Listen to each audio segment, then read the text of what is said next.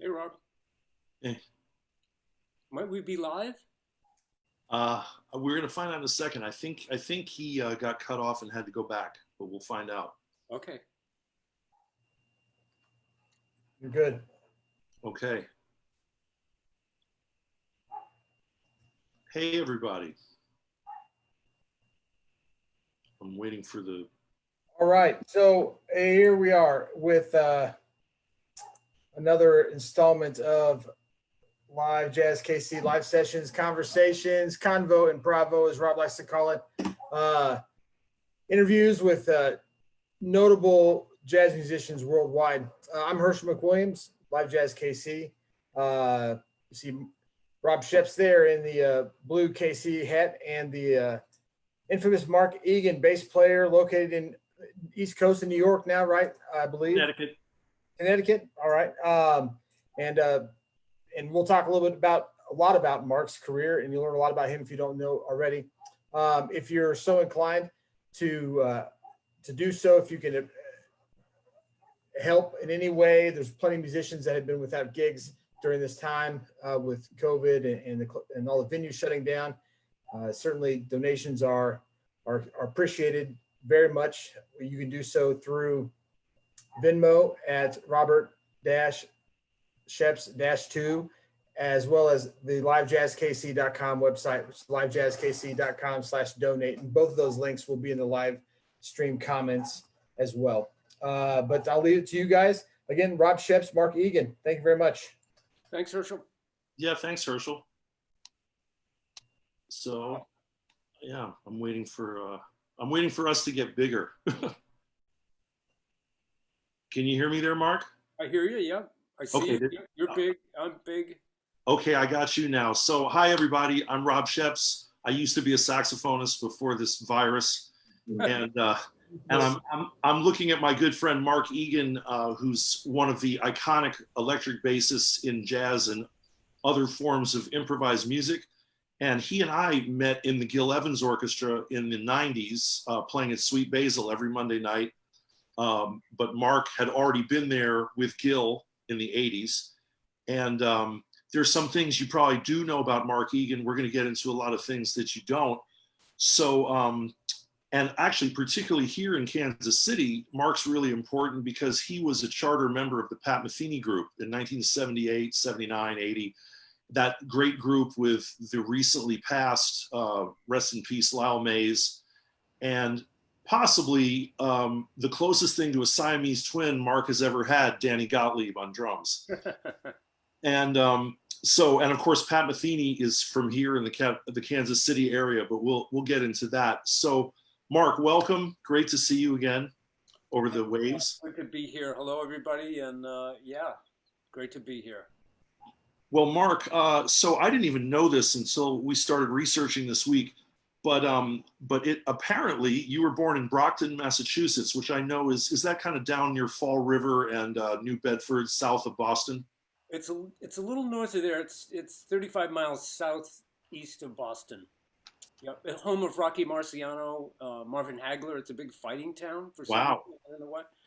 My mother went to school with Rocky Marciano, who's a No, those are legendary. serious boxers. That's a claim to fame. Well, is it safe to assume that a kid who grows up in Brockton who's interested in music is going to Boston all the time?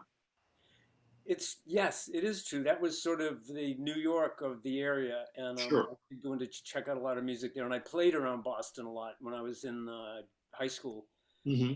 Actually, you'll probably talk about, but I was originally a trumpet player, so I used to play in rhythm and blues bands as a trumpet player, playing the music of Wilson Pickett, R&B, just great funk music. So I told Incredible. my mother and father I'd be going out to play at a nights at Columbus Hall, and I'd be down in South Boston at the sleaziest, Oh. funkiest bars you could imagine. In Southie, where it's easy to get killed by an Irish person. Yeah, That's, anything, that's anything can happen. possible.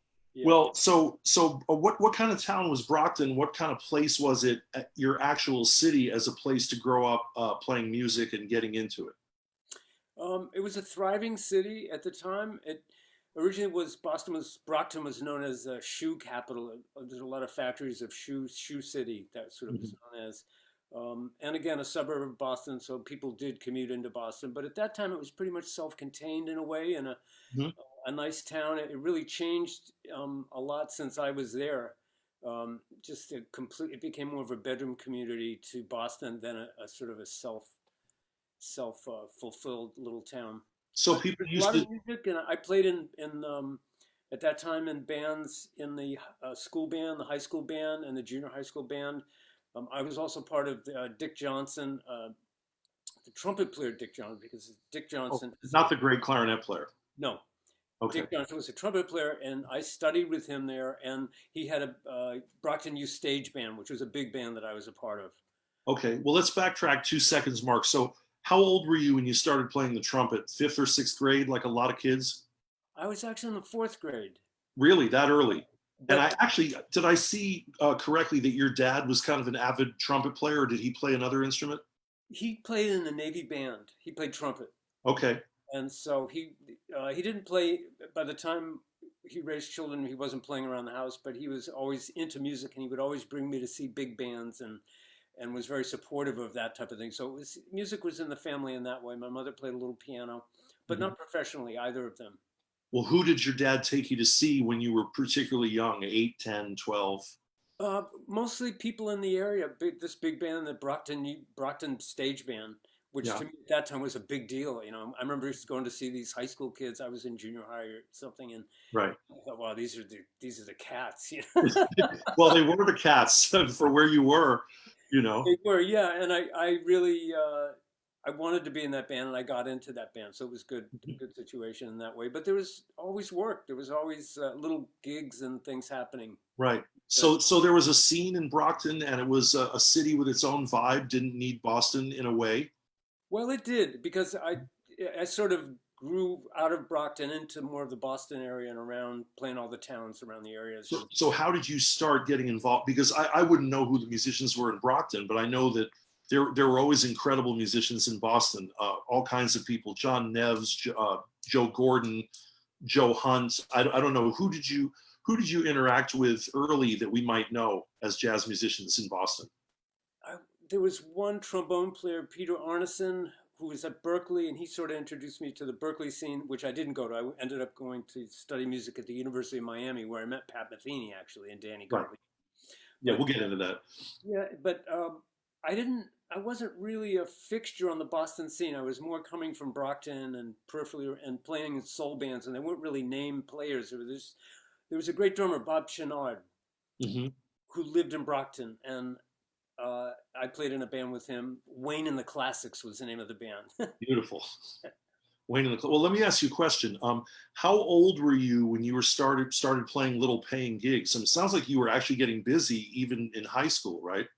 Yeah, well, in the seventh grade, I had a band called the Fourth Dimension, which was an accordion group with It's piano, drums, and it's accordion.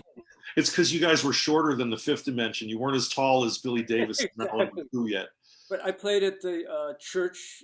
We had a church barbecue, and my father made it got me to play there, so I played for donations at that. And then Huh. through high school, just little gigs. And I let me see, probably when I was 15, I was playing professionally all around. Great. I mean, you were really involved, and I'm sure you were juggling gigs in school.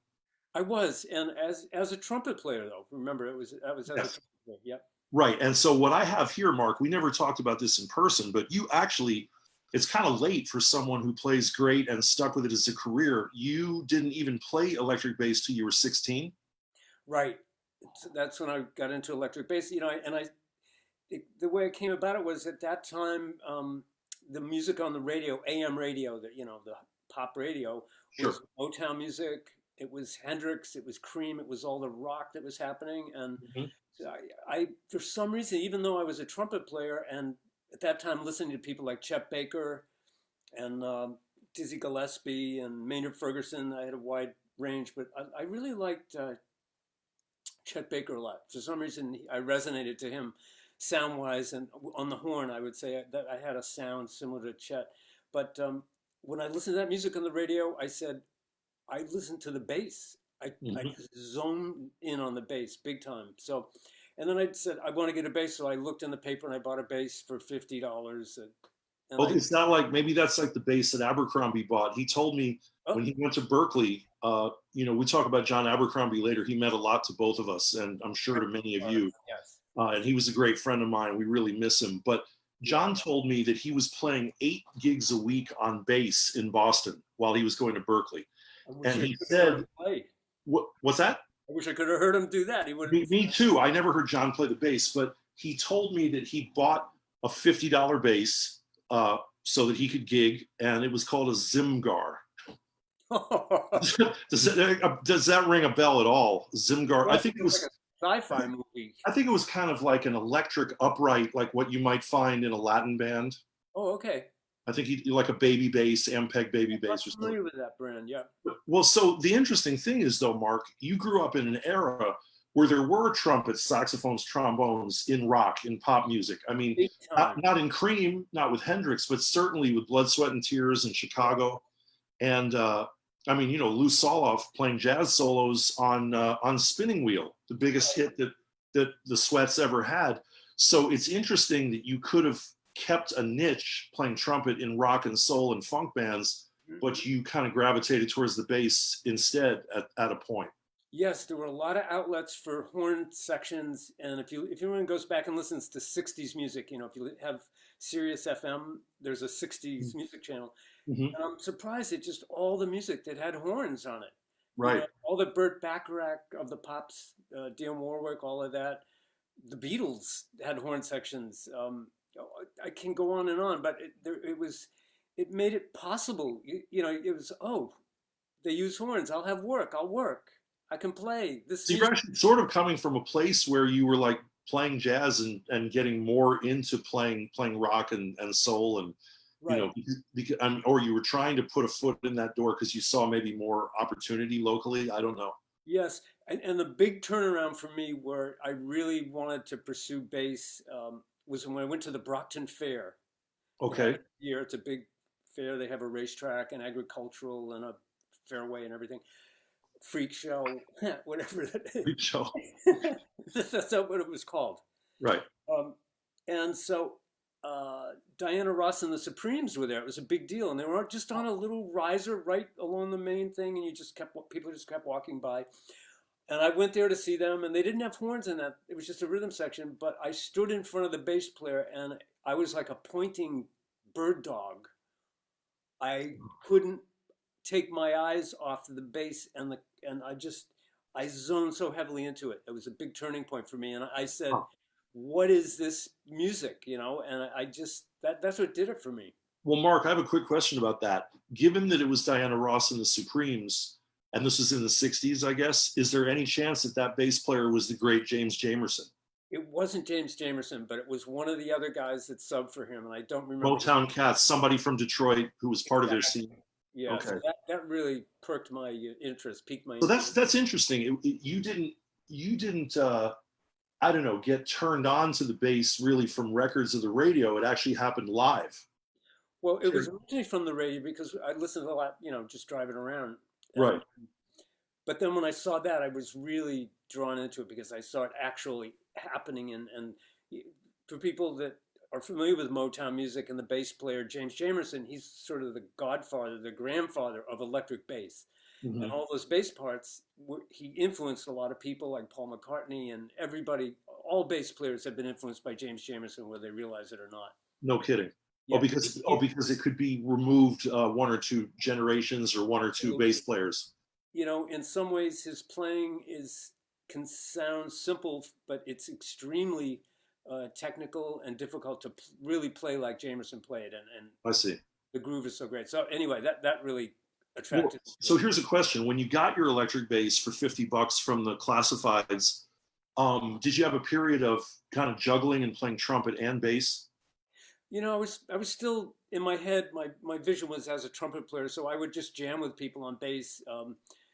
My brother had a set of drums, so we'd play at home, just drums and bass, and play along with the radio and just play more rock things. But it wasn't until I went to Miami to study music as a trumpet player that I brought my bass with me, and that's when I started getting into it. Yeah, I wanted to clarify this for our listeners who are interested in your journey, your story. That when you went to University of Miami to major in music, I'm assuming around age 18, right after high school, that you actually entered as a trumpet major, which means you must have auditioned on trumpet to get into the place. I did. I sent a tape, a reel-to-reel quarter-inch tape. Wow. And I, recorded it. My trumpet teacher in Brockton, Mass, made the tape for me, and I got accepted. But I originally was going to go to Miami to be an oceanographer. I wanted to study oceanography. I'm very fascinated with the ocean, and I love fishing. I'm an avid fisherman. Then it's a good thing you live near it. Exactly. And so, I got accepted in the School of Music, and we had heard that there was a great teacher there, Jerry Coker, and he was the head of the jazz department, as it turned out. And it was amazing to be able to be there then at that time with the players that were there and the teachers that were there. Right. Well, so, and that leads us to a huge can of worms, which is, I don't know how many people on the planet can say this, but you took private lessons from Jaco Pastorius at the University of Miami. Was Jaco actually on the faculty there? He wasn't on the faculty. This was about the third year I was there, second or third year. He came in as adjunct faculty and did some summer teaching, and then later he taught throughout the year, but I was out of school by then. I took, for a summer, I took private lessons with him, and it was an amazing experience, I'm sure. And Mark, the way you've always sounded to me when we played together with the Gil Band, but way before that with Pat's group, you always sounded to me like a real individual with a dash of Jaco. Well, thank you. I was always very aware with the Pat Metheny group, we were with that band, to have an individual sound. So even though, sometimes if someone just plays a fretless bass, people will say, oh, that's Jaco Pastorius, because the sound of a fretless bass. But they're being a little too general. Right.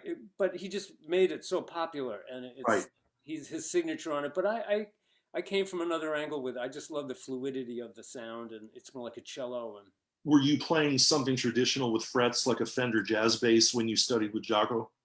I was playing a Fender jazz bass.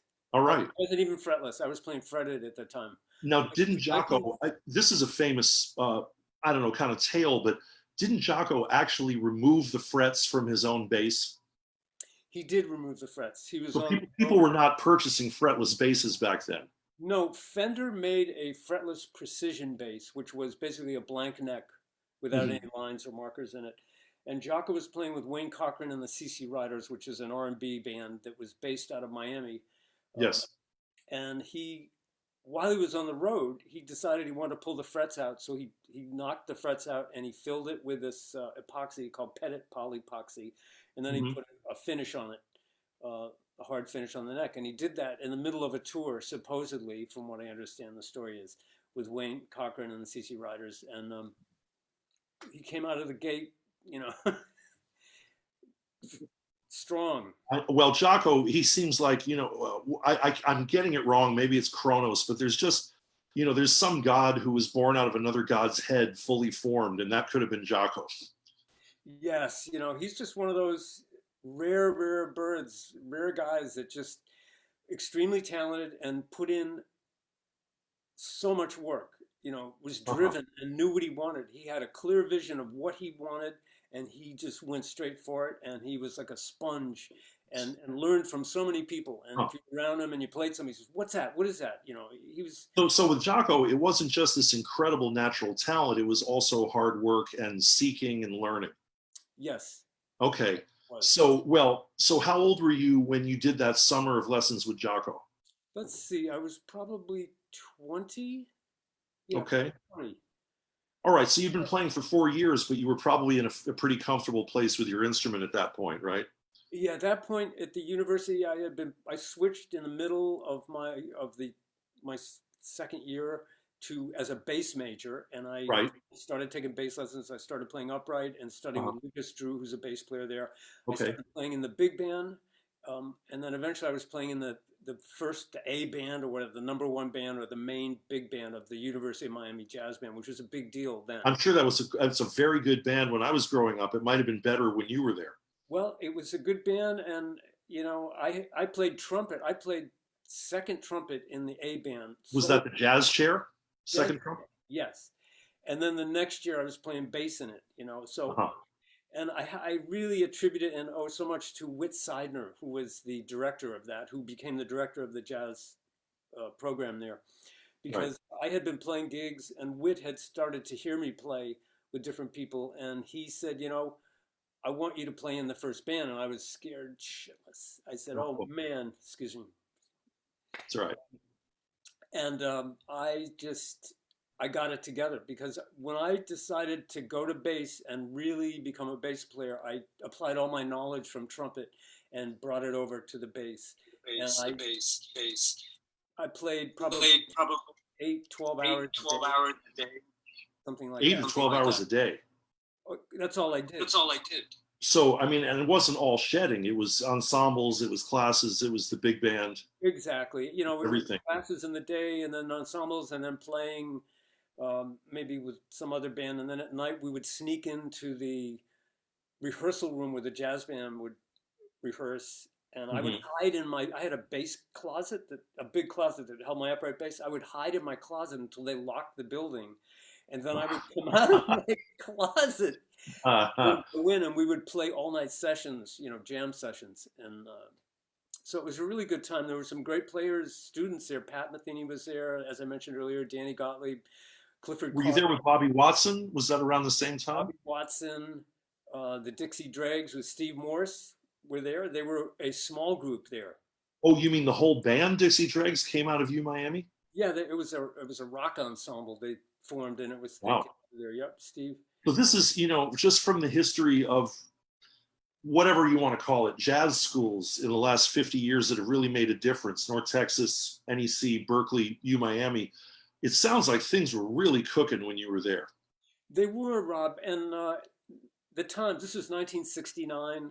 So what was happening? Bitches Brew just came out. Wow. All the music, Hendrix, everything was like peaking around that time, and there was a tremendous amount of open improvisational music that was accepted. Concerts were everywhere, international concerts of people playing like that. And I think the figurehead, Jerry Coker, who was the professor there, which is the reason I went there, really inspired and brought a lot of these people that were seeking that type of music, people like Pat and Danny and myself. They'd heard about him because he was one of the first jazz educators that made jazz teachable in a way, because before that you learned on the street. You learned from playing, you know, from the elders, or not necessarily the elders, but the people that were more accomplished, you know, in the jazz scene. Right. And you went to jam sessions and played, you know, like Charlie Parker and Prez and, you know.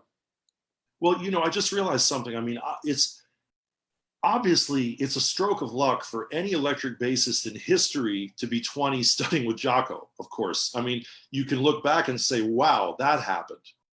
And that must have been really formative. But I just realized it's not quite as unusual as I thought, because Jaco was from Fort Lauderdale, which is what, about 30, 25 miles from Miami. They're kind of sister cities. Exactly. So Jaco was really just teaching in his own neighborhood. That's right. And I found out about Jaco through Ira Sullivan, because I played in Ira Sullivan's group. That was another group that I was playing with around with Joe DiOrio and Tony Castellano and a great drummer named Steve Bagby, who's passed away. I had heard about Steve Bagby, sure. And I played with Ira, and Ira had another group with Jaco in it, with Bobby Economo and Alex Starkey. And Ira kept saying to me, and first of all, playing with Ira Sullivan, he's as heavy as anybody in the world. He's a giant musician. And isn't he equally heavy on trumpet and tenor and soprano, among other things? Well, as flute, yes. So to play in Ira's band, that was one of the heavy gigs for me of all time, you know, because it really pushed me. It's always good when you're playing with players that are better than you, because you really rise to the occasion, or you fall, you freak, and you just. Well, are you saying that looking back on all the things you've done up till now, that if you had a gig with Ira this week, you'd be getting your butt kicked again? Definitely. Yes, and you know, knock on wood, but isn't Ira still alive? He's in his 80s, I believe. Yes, he is, and he's doing well. He's still playing around the area. He's in the Miami area still. Yeah, Ira Sullivan. For those of you out there, that's definitely a name of a musician you want to check out if you're not hip to him. Absolutely. But it's nice to know how important he was to you. Well, so he told me about Jaco, and that's how I learned about Jaco. And then I kept hearing Oh, things, and then finally I saw Jocko play, and I said, "Oh, this guy's an innovator." I didn't say, "Oh, he's great." I said, "He's an innovator." So it's he's very changing rare. everything. Was that first time with Wayne Cochran when you heard Jocko? No, it was with another group. I played in another group in Florida that Iris Sullivan was a member of called Baker's Dozen. And it was a big Okay. band. It was made up of all the studio players around Florida and all the top players around Florida. And I played with that band. And he brought Jocko in from his electric group to play some of Jocko's songs that he wrote horn charts for Wayne Cochran and the CC Okay. Riders. So can you describe that when you said you heard Jocko in this context, and any normal human with ears would hear Jocko even at that young age and say, wow, this guy's incredible, but it hit you right away. You said, this guy's just not just great, he's an innovator. You really heard something new. Yeah, I thought, to me, when I heard him, I said, this sounds like John McLaughlin playing bass or something. Because I'd been listening to Wow. Mahavishnu. I was listening to Miles Davis heavily at that time. I was Sure. I was into the whole jazz lineage. Um, and I was going backward in time to really get to roots. And then I heard Jocko and I said, oh man, this is another innovator guy, you know? And it just um, sounded like I'd never heard that music before, and I just was completely blown away by him. Well, apparently, when Jocko's self-titled album came out, which I guess Bobby Economou produced, and it was on Columbia, so it was very visible. And the very first thing I know on that record is Jocko playing Donna Lee with Don Elias, just electric bass and congas. Yes, And I think that was a sea change for bass players, just to open a record that way, much less to be able to play the head to Donna Lee. exactly. And people like you and Jeff Andrews and folks who come after Jocko can do it, but I don't think there were people before him doing that. No, no one was doing that, and Yeah. it was just revolutionary what he did. And Mm-hmm. when I still listen to Jocko in his greater moments, it's nobody still touches what he does, because a lot of people have incredible technique down now, but they don't have there's a certain spark in Jocko, a certain musicality that is. He came from a compositional point of view as well, and his roots are very melodic, and it all meant something. A lot of people play with a lot of finger jive, what I call now, where it's just going through motions as opposed to really playing a melody and really soloing. And Sure. so Well, who in the history of the world ever played a melody more beautifully than Jocko? yes, yes, Like on Three Views of a Secret or something like that. yes. So he was a On. tremendous influence, and moving on a little bit after I left the university and I started to play with Pat Metheny. Yeah. Pat's first record was with Jocko, Bright Size Life. Oh, Bright Size Life, the trio with Bob Moses. Yes, and so I had to sort of fill in those shoes of that record because we went on the road playing that record. So, but I didn't want to sound like Jocko, so I had to sort of approach it my own, way. But Well, let's backtrack about Pat then. So you and Pat were colleagues at UMiami. He was a student, or he was teaching, or what was Pat's role? He came as a student, and then Uh-huh. he propelled. He was just. I remember the first time I saw him there. He was a fully formed great player. He'd sound like Wes Montgomery and Pat Martino combined. And But Pat had something of his kind of like Missouri tinged Midwestern Pat thing going already, huh? Kansas City, baby, Kansas City. Yeah, Lee Summit, that's where he's from, and that's right. he learned from the great players in Kansas City. He got it Yeah. together there, and he paid his dues and practice and practice and practice. And when he came down, he transcribed Wes Montgomery, and he sounded like Wes. He was just a full-blown player. When I heard him, I said, "Oh, this guy's really amazing." Well, what's interesting about this is, I mean, Pat and Jocko are both such icons in the music because they're great, like you say, way beyond technique. They have individuality and melodicism and all these things that make them truly great to picky people like us. Right. But what you're saying, I think, Mark, is that Pat and Jocko worked their asses off in addition to the talent that they had. I think every great musician works their ass off. You have endless hours, and it's endless. It never ends if you really want to keep it going. To be a great improviser. Look at Coltrane. Look at Bird, Sure. Charlie Parker. they all, Tony Williams, people who practiced incessantly, Eric Dolphy. yeah, and they just did it, and went at it, and they really Uh-huh. went back and took from the masters. They followed the footsteps of the great people before them, and that's how you do it. But Right. you don't just follow it. You have to, I believe, not only emulate it, but by playing it so much, you can't help but bring your own spirit, your own sound to it. But Sure. it takes a laser focus, and you know this as a great saxophone player that you are, is Thanks, man. the amount of dedication it takes, the amount of practice. But there's different ways to practice. I mean, you can spend an hour and get nothing done, or you can spend 10 minutes or a half hour and really focus on it. So Sure. That's it's right. hard work. It's no one comes out of the box just playing like that. Right. The box out of the womb. Right. No, I mean, like Charlie Parker here in Kansas City, who had a certain period in the beginning where he didn't play that great, and then things really, really developed from there. He went into the shed. He went back into the shed because Big time. someone threw a cymbal at him. I don't know the exact story, but That's the Joe Jones, supposedly, exactly. Count Basie's drummer. But so this leads to a question that I'm sure all kinds of fans and bass players and just jazz lovers are interested in. So the genesis of the first wonderful, in my opinion, best Pat Metheny group. Mm-hmm. 3/4 of you guys were in Miami together, you and Pat and Danny Gottlieb. Can you give us the chronology of when the three of you met and started playing together? I think it was I met Danny in 71 when he came, and then Pat came, I think, in 72, but I'm not sure of the dates of this. I met Danny, Okay. and then Pat came, and we played together in the big band at the University Big Band. All three of you? Yes, I was playing bass.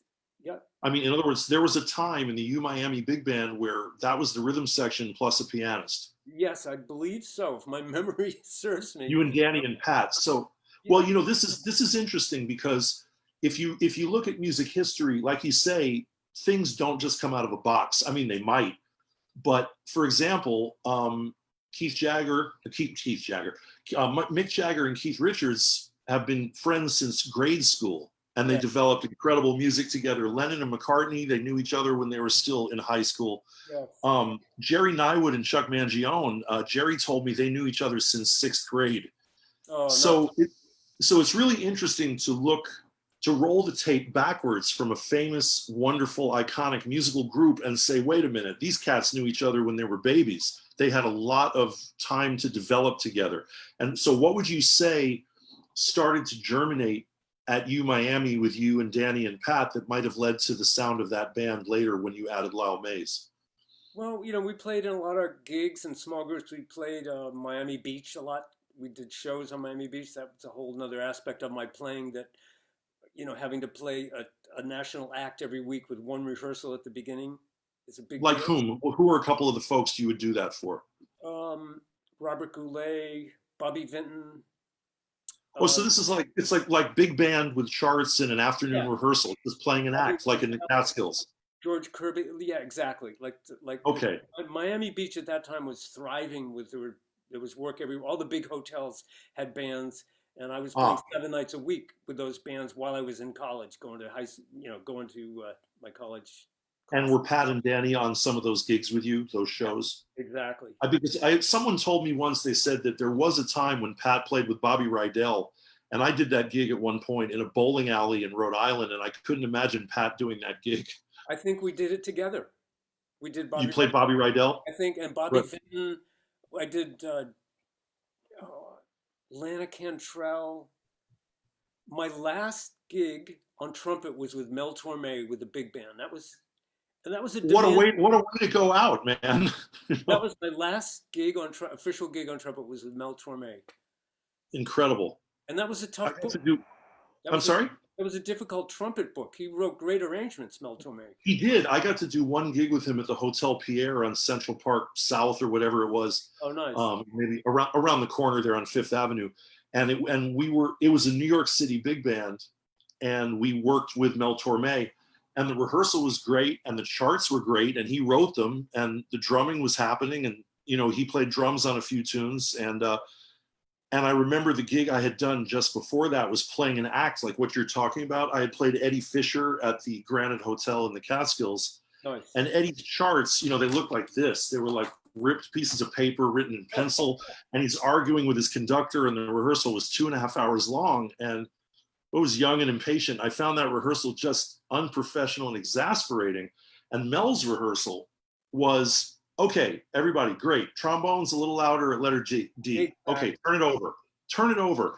And I caught Mel in the hallway of the Pierre, and I said, you know, excuse me, Mr. Torme, blah, blah, blah. You know, it's such an honor. I love playing with you. I'm so happy to play with you. I said, I got to tell you, my last gig playing charts with an act like this was Eddie Fisher in the Catskills, and it was a mess. And I'm so appreciative of the fact that your charts are together and you run a short, efficient rehearsal. And I'll never forget, Mel said to me, well, this is the Big Apple. And I said to him, so that means in New York or LA, where you're getting a great band, you don't need a lot of rehearsal. But if you were in Iowa, no offense, or Barbados, or, you know, somewhere, you might have to work a little harder. And he goes, that's right. But he said, but in New York or LA, I expect a really good band. And that's what I got. Exactly. So, yep. So, but did you actually play one of the jazz trumpet chairs on that last gig with Mel? Did you solo? No, I didn't. I played, I think, fourth trumpet, but which was probably a relief in a way. Oh, it was. Yeah, it was.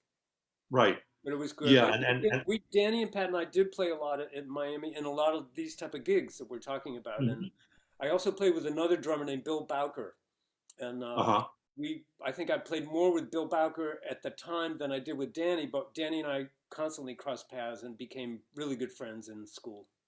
Okay, well, I didn't know who Bill Bowker was. I just heard his name today, but here's what I have.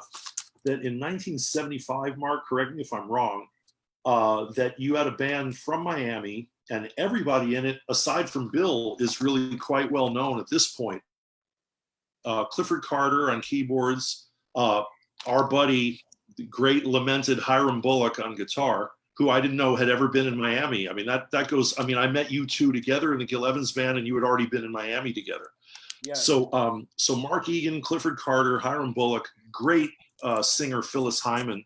And did you guys go to New York together or just play there on tour, or what happened? We went together. We had been playing all around the Miami area. The band was very popular in Miami. We played 7 nights a week, 6 nights a week, all the time. Wow. And Bill Incredible. Bowker, the drummer, that he was really my rhythm section partner there, because we played together in all kinds of groups. We played with Ira Sullivan. We played in Baker's Dozen, that big band I mentioned. We played in the jazz band, and we were a real unit. And Danny was playing in another band, but with that particular band, we played all the time with Ron Miller, who's do you know Ron Miller? I don't. He taught composition. He's a great keyboard player, an incredible composer. But we played in a band with Mark Colby. It was the Colby Miller Band, and with Bill Bowker. Mark Colby, the great tenor player, great tenor player who played with Maynard from Chicago. Yeah. He was in Miami at the university also. Yes, Mark Colby. Incredible. So, man, I mean, it sounds. Oh, I'm sorry. I was just going to say, it sounds like Miami had so much really top level music going on that you could almost say at that point, well, why do I need to move to New York? I'm working all the time. I'm playing with Phyllis Hyman and Danny Gottlieb. And it must have been a pretty, a scene where you didn't feel a real urge to get out of there. Is that possible? No, I didn't. And it was the type of situation I could have stayed there and been very comfortable. Who knows, how things would have changed or been different. But I knew, especially when Jerry Mulligan came to teach he was a professor there for a semester. He was a guest. And when I played with him, I remember saying to Jerry Mulligan, I said, we played a lot together then. And I said, I'll see you in New York, because I figured, because everybody heard, if you really want to make it, you got to go to New York. New York is where the heavyweights are. So anyway, we did this. I was playing with Phyllis Hyman around the Miami area, but we got a call to go up and play 2 weeks. It was just 2-week engagement in New York City at a place called Russ Brown's. It was up on the Upper West Side on 96th Street. Okay. With that band with Phyllis. Back when there were 2-week gigs. Yes. Back when there was actually a thing called a 2-week gig at one club. When there was a 2-week, when there was any gig. Right. I mean, right now, there are no gigs, but in our recent lifetime, a long gig is 6 nights at the Vanguard or the Blue Note. That's a long gig, So we went right? up there, and we were a hot band, but we sounded different than the New York scene, which at that time the band Stuff with Richard T. and Steve Gadd and those people were playing around the Cornell corner. Dupre and Chris Parker. Exactly, Steve Gadd, yep, Yeah. and Chris Parker. They were playing around, and there was a lot of New York funk happening, and the jazz scene it wasn't as progressive as what I had experienced in Miami with Ira Sullivan and all the free playing that was in Miami, and Really? the bebop that was in Miami. So when I went to New York, with Phyllis, we played at this club, and people came by and they said, "Wow, this is a different sound." And a lot of people checked us out, like David Sanborn, the Brecker brothers came, Stevie Wonder would come in to see us, George Benson. But see, like Mel Torme said, you're in New York, you're in the Big Apple, and Right. you never know who's going to be there. You never know what ears are going to be in that club. I talked to Charlie Hayden, the great bassist, one time. Sure. He was sitting at the bar just before he was going to play at the Vanguard, and I said, I introduced myself, and he knew that I'd played with Pat, and so we got along, and he said, "Yeah, that's the thing about playing in New York, man. You never know who's going to be listening." Yep. He thought it was deep. But so, I remember when I moved to New York, I was in my early 20s, and I was at the Village Gate, and I was sitting at a table with, I don't know, Don Friedman and Billy Hart and all these people, and I just said to Ben Porowski, "I don't believe this," but he grew up in the city, so he just goes, "Man, that's New York." yeah. All these heavy cats in one tiny area in a club. Well, here's my question. Correct me if I've got the chronology wrong, Mark. So that band was happening in 75, but you actually moved to New York in 76. Is that right? Yes, we moved. We played in February of '76 is when we went with Phyllis Hyman in the middle of winter, and it was 12 below zero. I remember, and I came from Miami, so my blood was thin. I don't know, whatever it is. I was cold. Yeah. And well, so the question is, did you guys actually all move to New York as a band together, Hiram and Clifford? And we finally did. What happened was it was a 2-week engagement, but they liked us so much and it was so popular that they kept us on regular as long as we wanted to be there. So I had to move out of Miami, and when I had 2 days off, so I drove to Miami. I decided I was going to leave Miami. I had my apartment. I put all my possessions out on the street. I didn't have anything. I had a mattress and just junk, knives and forks and plates. I left everything on the street, where you put the garbage out. Yep. I straight 24 hours, put everything out, and then drove back in 24 hours. Oh my God. When I got back. And then I was out of Miami. That was it, because the gig, wow. I said, I got to stay in New York because this is where I got to be. And so I stayed there. Well, so my question is, that's a wild tale, Mark. I can't believe that. I mean, you would never want to do that much driving now. No. It's pretty, that's for the young cats to do, Absolutely. 24 hours of driving or for meth heads or somebody. It's just insane. Yep.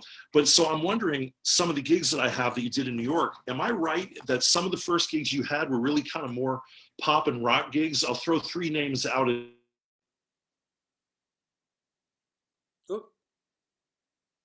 You froze there. Come in, Rob.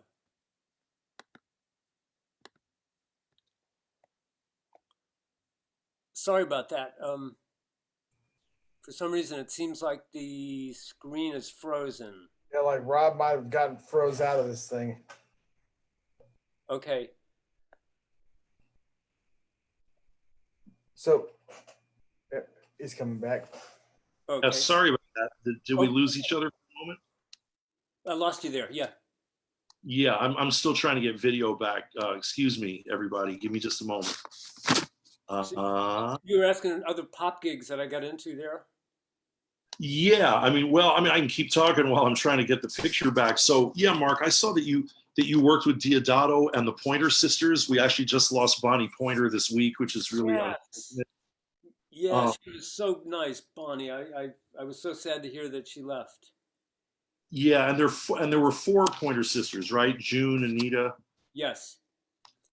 So can you tell us about those gigs and if they were some of the first things you did in New York? Tell us about Diodato and the Pointer Sisters, if you would.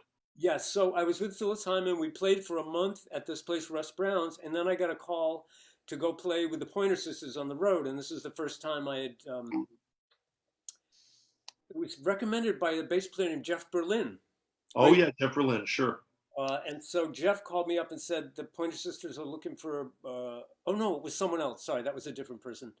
It was through Peter Graves, who was a trombone player, who lived in Miami, who was a contractor that contracted a lot of the bands on Miami Beach, and he asked Bill Bowker, myself, if we wanted to go, and Clifford Carter, if we wanted to go on the road with the Pointer Sisters. So we left Phyllis Hyman. That was a big decision too. It was a crying decision because I was really felt close to Phyllis, but I had to give her notice and say I've got this offer to go on the road with the Pointer Sisters, which actually the Phyllis was a better band, but I felt for career-wise that I wanted to play with a national act. So I went and played with them for about a month, and I did that, and then I was back in New York, and I remember at the time because I had left Phyllis and I came back to New York. I didn't have any gigs, and here I was new, and I'd gone out of New York to play, so I didn't really know that many people in New York. But as I mentioned, Jeff Berlin was nice enough. He said, call this guy Diodato, and I knew of Diodato. People, you might not know of him, but he had that big hit of 2001 Space Odyssey. Yeah, it was also Sprach Zarathustra with like a Fender Rhodes and a funk beat. Exactly. Yeah. So I called up, I'm kind of ballsy. I called up Diodato and I said, Jeff Berlin recommended. He goes, oh, great. He said, who have you played with? I said, well, I just got off the road with the Pointer Sisters. He goes, great. You want to go to Australia for a month? Fantastic. I said, great. Wow. I didn't even ask him how much it paid. I don't remember how much it paid. I didn't care. Yeah. Of course I cared I needed to make a living. But so we went to Australia. We picked up a horn section in Australia and we went with a drummer named Nick Remo.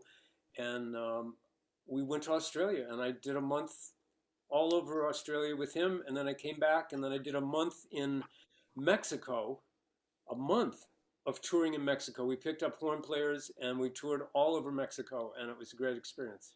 Incredible. And so, well, I mean, people may know that hit that Diodato had, but that's one tune. What was the gig like in general? Was it kind of like a funk rock gig in a way?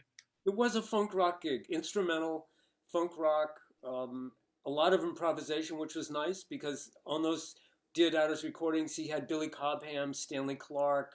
It was the CTI Records. It's a famous jazz label, CTI Records. Yes. What that was on.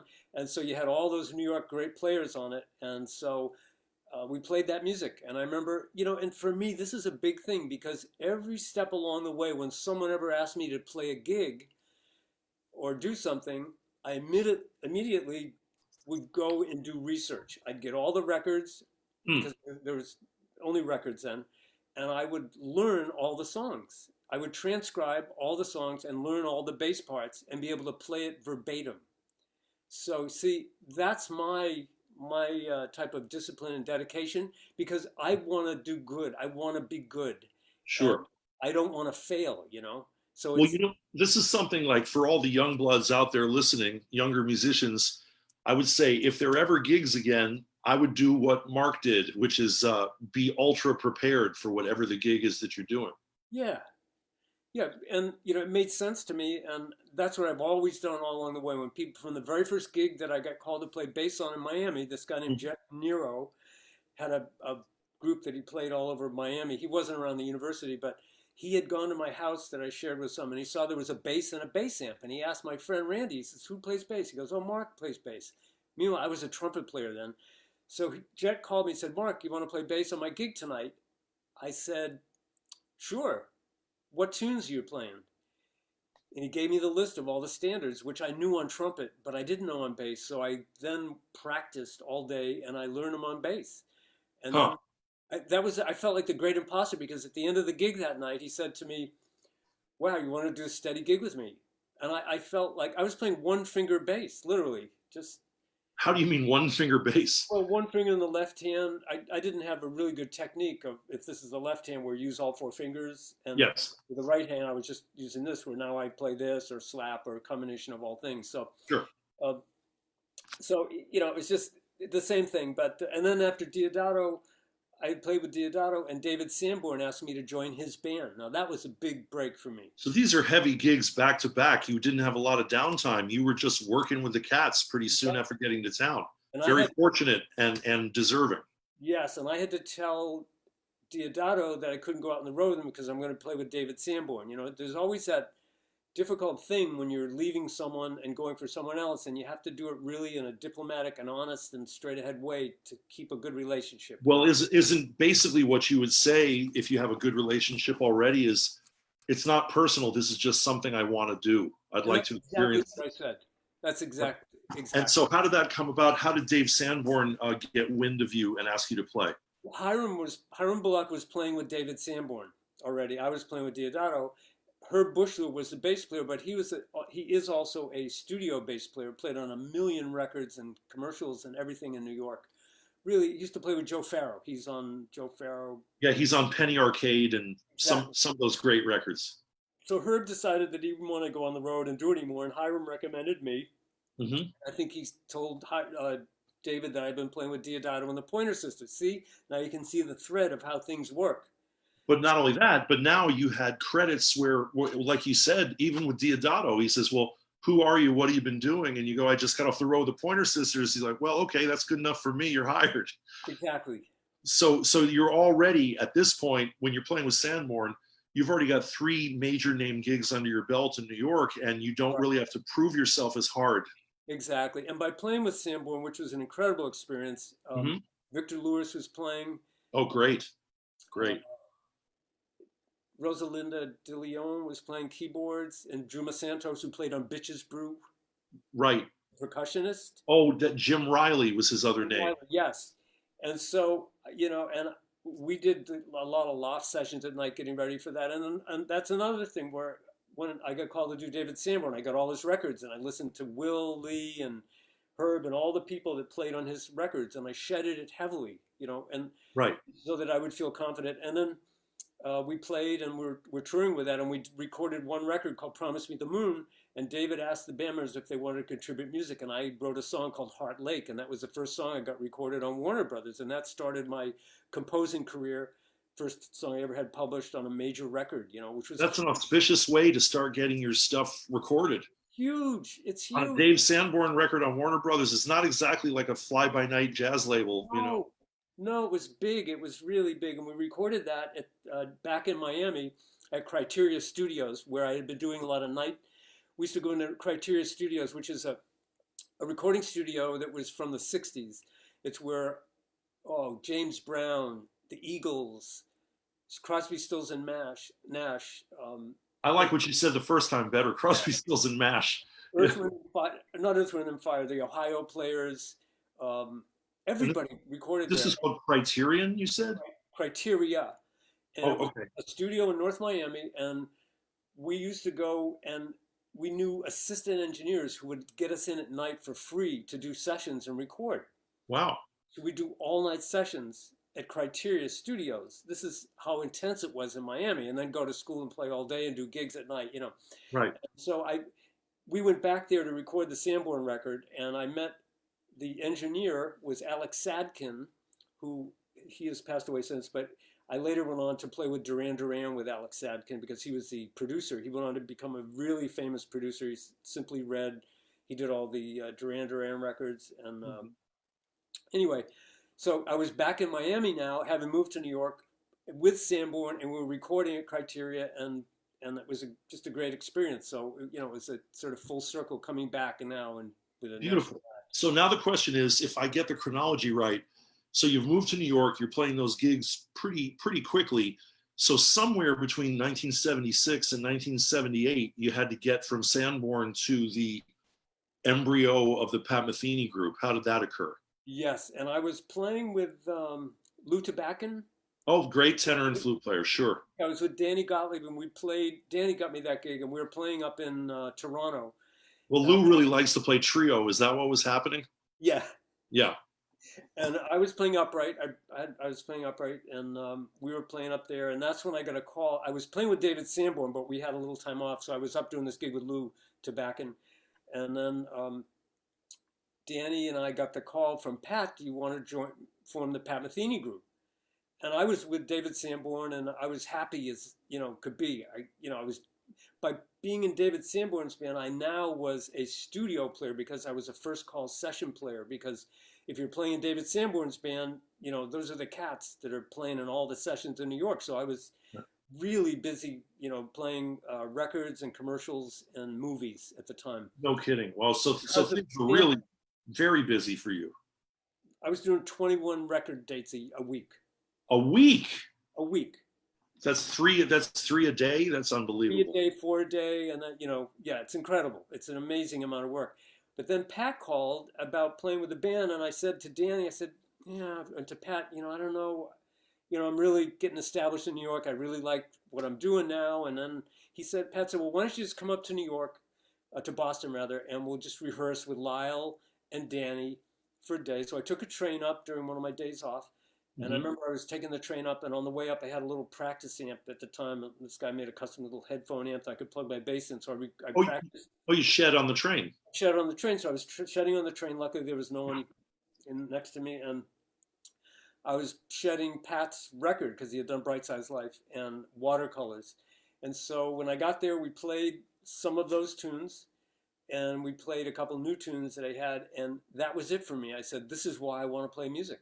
This is that the first time that you met and played with Lyle?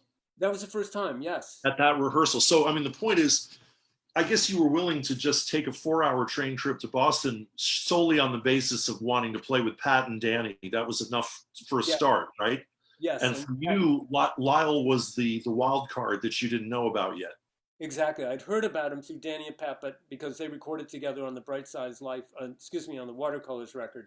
But, so I went and I really liked it, but I was really, really torn in a really, really strong way because I didn't want to leave what I had just established in New York to go out on the road with now someone who's relatively unknown. People who listen to ECM records and guitar players who were really following jazz had just heard of Pat. He had just come out with Bright Side's Life and those records. Right. So it was a big jump for me to go to that. And I remember dreading the call to David while I was up in Toronto with Lou Tobaccon. I said, you know what, Dave, I'm making a change, and I really love you, and I love playing with you, but I really got to follow my heart with this and go with this. And I thought I was making a big mistake. I thought... Really?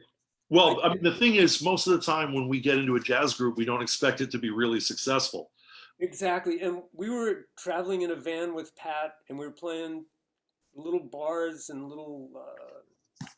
tiny clubs all over the United States. And we drove everywhere in a van. We set up our own equipment, and we were on the road about 300 days a year. 300. So the question is, was there an agency? Did Pat and Lyle book? Why were you guys so busy at the beginning before you were well known? Yes. Well, Pat taught at Berkeley after he left Miami. He left Miami early because he was so good that he didn't have to graduate from there. Sure. He taught at Berkeley, and then he played with Gary Burton's group, the great vibraphonist. Yes. And Gary Burton was booked by Ted Curl and Associates. And that's a big agency for jazz, yes. And so Pat, after that, Ted Curlin said that he would book Pat. So Pat had a lot of work lined up, and it was all, these smaller clubs. We played the Jazz Workshop in Boston, which used to be a great jazz club. Yes. Lax came. And we played all different places, but we worked steadily. And 300 dates a year. You guys were on the road. What would you call that? About 10 months, 11 months of the year? Exactly. Yeah, we were on the road all the time. Well, one thing is for sure, tell me what you think of this. I read once in Downbeat that my friend calls beat down or browbeat, but occasionally there's something useful in Downbeat. And Gary Bartz said something that I never forgot. I think it really applies if you think about it. He said, "No great innovation has ever been made in jazz without a working band." That's true. I'd say so, because you learn on the bandstand, you experiment, Well, I mean, when you've got 300 dates a year together and you're playing the same tunes, you're playing Lone Jack and you're playing Jocko and you're playing San Lorenzo. I mean, things must have been just way beyond tight. Yes, and we were, you know, Pat is extremely conscientious. He has a real vision of the sound that he wants, and we were all very conscious of the sound that we wanted out of our instruments and the group sound. And I think all of those things, you know, every night we'd have a band meeting and talk about the music of the night, you know, and we were extremely conscientious and very dedicated to really developing the sound and working on the arrangements and changing parts around in different sections. And one of the geniuses of that band, not only Pat, but Lyle Mays is so responsible. And I've spoken about this before, for the sound of the orchestration of it, you know, of the orchestration of the synthesizers and the parts and all of the counterparts that were underneath. Right. So Lyle was a huge part of the sound of that band. And well, let me ask you a question, Mark. I'll tell you a secret that now everybody's gonna hear. I was a really little kid, but I actually heard you guys at Stony Brook University. oh, I remember that date. You Yeah. remember that gig? Yes. Because that's basically near the town that I grew up in. And for whatever reason, you know, I was like 11, 12 years old or something, but somehow I got hip enough. There was a good guitar player in my high school, and he says, listen, man, and as a matter of fact, we bought your first record. It was $7 and we paid $3.50 each for it. So we shared it. Oh, but I remember listening to that record, and interestingly, of the tunes are beautiful, but my favorite tune on the record, even as a kid, was the tune Jocko. really? Yes, as a tune. Oh, and speaking of that, Herschel, are you there with the recordings? Here is a version of Mark of you soloing on that tune Jocko. It's considerably faster than the recorded version, but it's you with a lot of hair and Pat with even more hair playing live somewhere. Right. This was in. Do you want me to tell you where it was? Yes, sure. It was in Germany at a club in Hamburg called Uncle Poe, and we played a week there, and it was videoed, obviously. So you know what's on YouTube. You're pretty sure that's what this is going to be. Yes. Okay. Well, let's hear it. Let's hear Mark Egan on Jocko. And is that Pat's tune or your tune? That's Pat's song. Okay. Beautiful piece of music. Let's hear Mark Egan.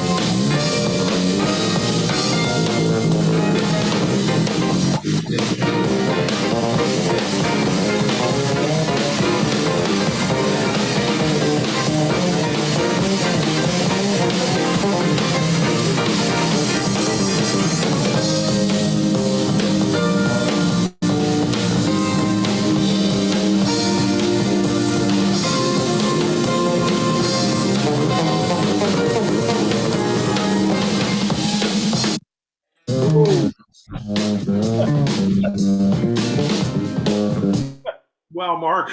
Well, you know what? I was just going to say, Egan Del Fuego, that shit's on fire.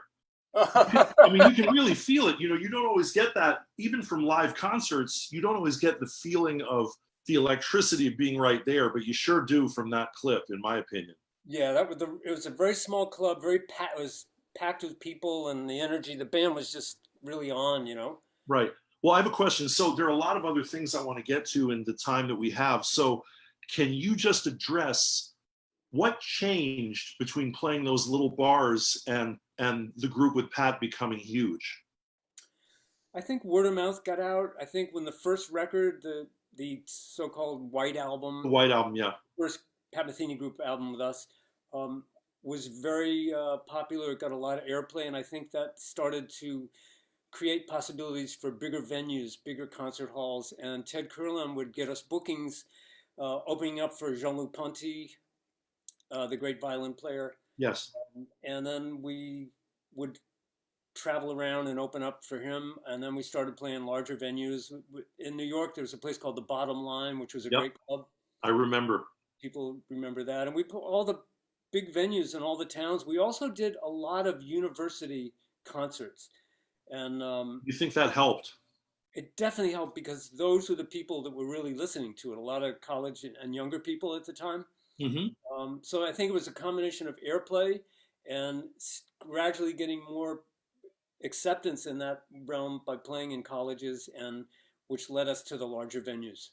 And then Okay. finally we were playing in at Avery Fisher Hall, and we didn't play Carnegie Hall with that band, but we played the Beacon Theater, all this. Well, I think it's probably pretty fair to say, I mean, if you guys were playing 300 gigs a year, you were no longer sidemen with almost anyone else unless you got real lucky and something happened on your week off back in New York, right? No, but it's funny because at the time in New York, I had a phone service called Radio Registry, which was JU2 8800. yes, and contractors would book you through that number. It was like an answering service. Yes. And so one contractor, let's say there was a movie score, a contractor would say, okay, to Radio Registry, yeah, I want you to call this horn section, this rhythm, this rhythm, call Mark Egan, Rob Scheps, and then so they would call you. So while I was away, I kept Radio Registry, and so I would work it out. I would call contractors and say that, look, I'm going to be in town this weekend. Oh, okay. So I was still doing a lot of records. I did that record with Steve Grossman called Perspectives. I haven't heard that, but I need to hear it. I love Grossman. I'd like yeah. to hear this. Oh, get it. Kill it. You're going to love it. Saxophone players out there, hear that? Steve Grossman with Mark Egan. Is it under Grossman's name or yours? Yeah, it's under Grossman's name, Perspectives. Okay. And you can hear it. You can go to YouTube and you can find it, Well, this leads to something completely different from what we were talking about. You have a history of playing with a lot of really great saxophone players and separately a lot of really great guitarists. Let me read the short list and maybe you could give us some insight. Sure. So, and I didn't even know you had played with all these folks. I know well that you played with, the great tenor and soprano player Gil Evans, who was in Miles's comeback band yes. In the 80s. But apparently, not only Gil Evans, the saxophonist, and Steve Grossman, but you also work with Stan Getz and Sonny Fortune. Yes. Great experiences, all of them. I did a record with two records with Sonny Fortune and a record with Steve Grossman. Now the question is, with Stan, did you play electric or did you play upright? I played electric, and great. I did a record with Stan called Billy High Street. It's called, and it's with Chuck Lowe, Victor Lewis, Bobby. I'm blanking on his last name. Which instrument? Percussion. He played with Weather Report. Bobby Thomas. Bobby Thomas Jr. Yeah. Yeah, Bobby Thomas Jr. Love okay. Bobby. I'm not familiar with that record, Mark. I'm going to have to look for that. And Mitch Foreman played, and Chuck Lowe. And we played a lot of Chuck's music, and it was great playing with Stan. Well, that's beautiful. Well, also, I mean, I didn't even realize, look, so many people are aware of your connection with Pat Metheny, but I bet they don't know about these other incredible guitar players you played with. So here's a short list that I collected. Tell us what you think of this. Chuck Lowe, Vic Juris, John Abercrombie, Alex DeGrassi, Larry Coryell, Pat Martino, and John McLaughlin. Yes. That's an incredible. So is it safe to say that playing with great guitar players has been a big chunk of the enjoyment of your career? It has. I've always enjoyed guitar. I come from the guitar family, bass guitar. Sure. And I've always been attracted to guitar players, and it's in the music, especially in music of the 60s, 70s, 80s, 90s, and even earlier, of course, with the evolution of jazz. But I love guitar. I love the instrument. I love the sound. I love the type of music that they play and the bass role that is within those forms, you know? Right, and it seems like aside from elements with Danny and some other bands that you've led or co-led, you've been in a lot of trios that are guitar, bass, and drums. Is that right? Yes. And another guitar player, Steve Kahn, is another one that I've played with. Oh, I didn't realize. Well, so can you give us a little insight really quickly into playing with Pat Martino and with John McLaughlin? Yes. I met Pat Martino many years ago, but in 2004, he asked me to join his band. So I played with Pat for a year, um, all over the world. Must have been a great year because I heard him when he was 77 years old and he was killing it. Oh, he plays for keeps, and it's like plugging into a freight train. He's so strong, Pat, and he's That so. really killing time feel and articulation. And Oh, and it's one of those things. Even at a sound check, he doesn't just play a couple notes or anything to get the sound. He's out of the gate running like it's the most intense gig he's ever played in his life. Like he's right. going to dive So, in. so Pat Martino does not phone it in at a sound check, not by a long shot. Never, Uh-huh. never. And I just learned a lot about just really being in the moment and playing for keeps. Sure. Every moment counts. Well, oh, you know what? There's a question here. So maybe you could tell us about McLaughlin, but the question is, there's a guy named Anthony out here who says, Mark, what are some qualities that you look for in a drummer, which is going to lead us directly into talking about Danny?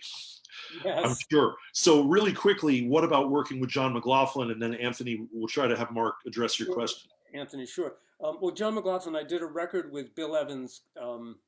Which Bill Evans? Bill Evans, the saxophone player. Yes. No, I didn't. I've never played with Bill Evans, a piano player, as much as I would like to. We used to open up for Bill Evans with the Pat Metheny group, which was an amazing experience. No kidding. Was that the Bill Evans trio around the time of Elliot Zygmunt and Eddie Gomez? Yeah, Marty Morell was in this one. Oh, so before Elliot. Yes. Okay. Maybe Elliot was. Elliot is actually going to be a guest on this show pretty soon. I think it was Elliot. Well, okay. So John McLaughlin, what happened there?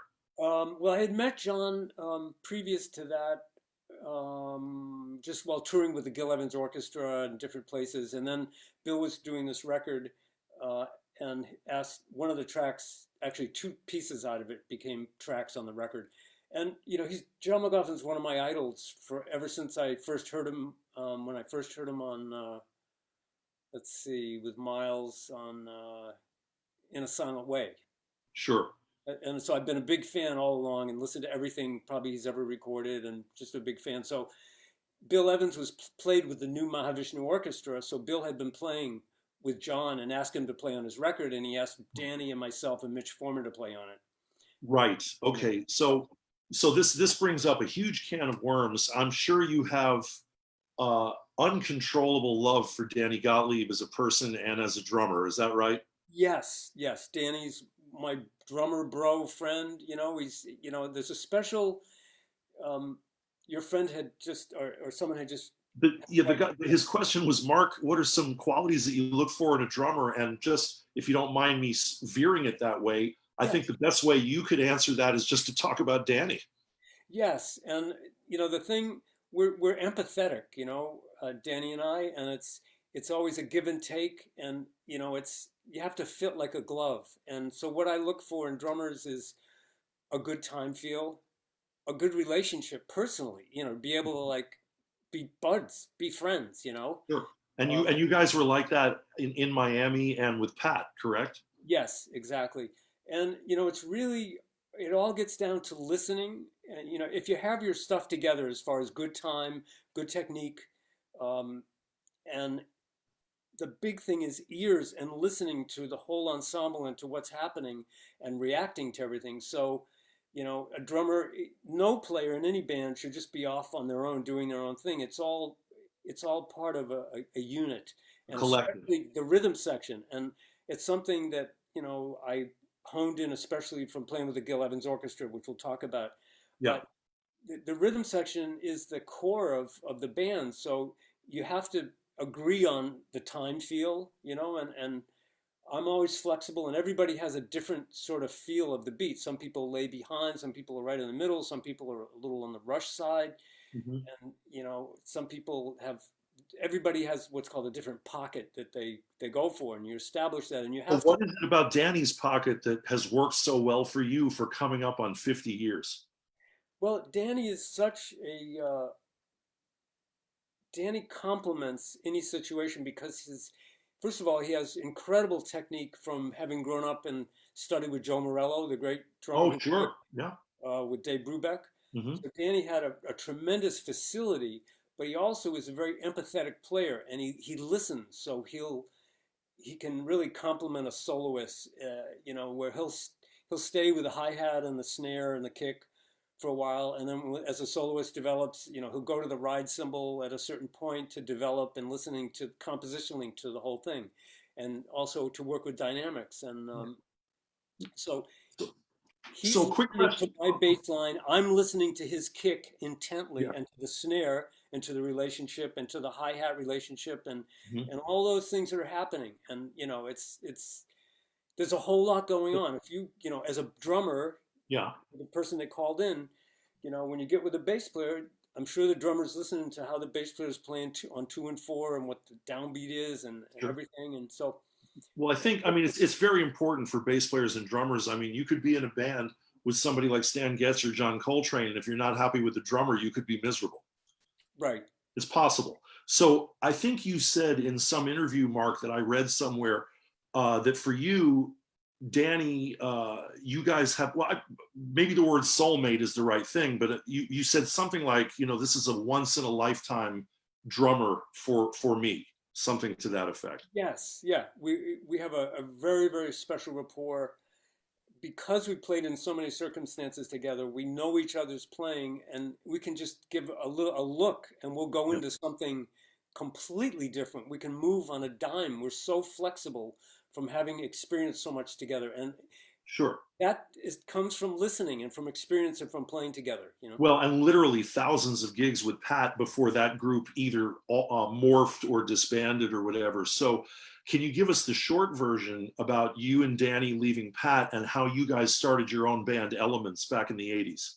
Yes, in 1980, I left the band. Pat wanted to use acoustic bass, and I wanted to go back to New York and do, play studio work and play with different people. Oh, so it worked for both of you. It worked for both of us, and we were both. I was getting a lot of calls. I turned down a lot of work when I was on the road with Pat, obviously from all the session work that I had. And Hmm. I had got called to do a gig with Carly Simon that conflicted with Pat's thing, and it just became time that I wanted to go back and do other things and play more varied music because I sort of gone full circle with that band. We had done the album American Garage. Right. Was that So about 1980, American Garage? yeah, yeah, exactly. No, American Garage was yes, it was Okay. 1980. That was the last record. It's also one of the great album covers. Yeah, it was It's great. really, I mean, it's funny because usually you would think of a garage band as being more of a rock band, but it was that kind of like, rehearsing in your parents' garage vibe. That picture We was were really playing something. really loud in that garage and really intense. Really? We were playing Midnight Hour, I think. I forget what song. We were playing a rock. We were rocking it hard in there. You mean with Pat and Lyle and Danny for that photo shoot? In that garage on that cover for the photo. Yes. Yeah. Oh, so you guys were not you were not playing your music. You were rocking out when they took Yeah, that. we were at the American Garage. We were just trying to get into that head. Well, it got a great vibe. And well, so how long were you actually in Pat's band before you left then? 77, 78, 79, 80. So 4 years, three. And if those were intense years, then you probably, in a way, got what you could out of it, and vice versa. Yes. Oh, the band was worldwide. The shot heard around the world, big time. Yeah. It Well, was. and the thing is, what I didn't realize is that you had all these wonderful gigs when you got to New York that gave you some name power and some visibility. So you were a known quantity to a degree even before playing with Pat. Right, and now I came back in as sort of an international name now, Yes. from Well, having. so speaking of which, a lot of people aren't going to know this, but you played with some other pop stars. I mean, you mentioned tonight Duran Duran and Carly Simon. I didn't know that you did that kind of work, but I have it here that you played with Roger Daltrey, Sophie B. Hawkins, um, and Joan Osborne. Yes, And that's I love Joan Osborne dearly. That's one of I think one of the most soulful singers of any stripe on the planet. She's so talented, such a great singer, and that was her first record that we did, where it had that big hit, "What If God Was One of Us." I arranged that for a salsa band. That the record is called Relish, and it's one of the great records. Yes, Joan yes. Osborne, Relish. And that was a nice record project. That was in 1995 that we recorded that, or 94. And Right. we took a month and recorded it up in Westchester on a reservoir. They rented a cottage, and Okay. we stayed there. We came 5 days a week, and I was off on weekends. It was perfect. Oh, so you had a day gig recording in the country with Joan Osborne. And we stayed overnight, and they had a cook there, and we did take after take. It was done on reel to reel. They made giant reels of double flanges, so we had twice as much tape, so we could play so many versions of the tape. So we would just over and over all day long just play different versions. We'd have lunch, come back and play. It was a great luxury. Incredible. Well, so Roger Daltrey, what were you doing, man? Subbing for John Entwistle and the Who? What happened? I wish I no.